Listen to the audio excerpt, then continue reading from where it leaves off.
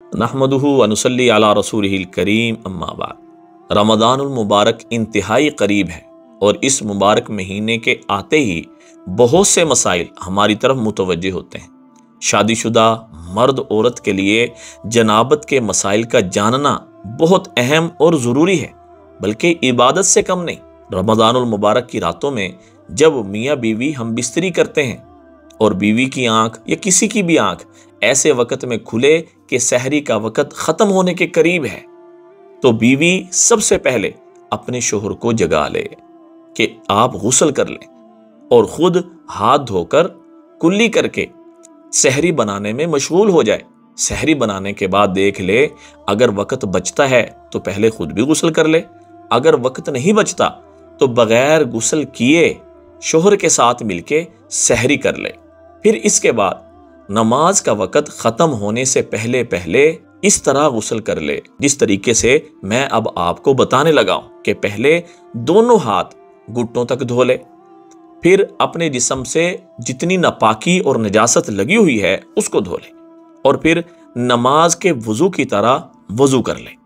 اب اس میں دو باتوں کا خیال کرے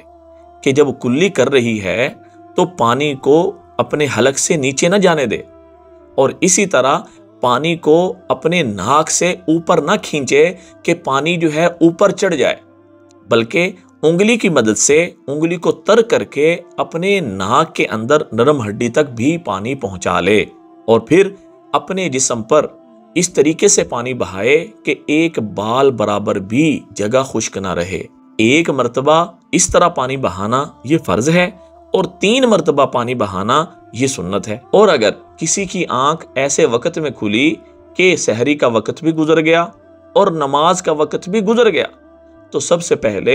وہ آنکھ کھلتے ہی اپنے روزے کی نیت کر لے۔ بغیر سحری کھائے پیے بھی انسان روزہ رکھ سکتا ہے، روزے کی نیت کر سکتا ہے، اور اگر اس پر غسل فرض تھا تو وہ بھی اسی طرح غسل کرے۔ اور اگر آپ کنوارے ہیں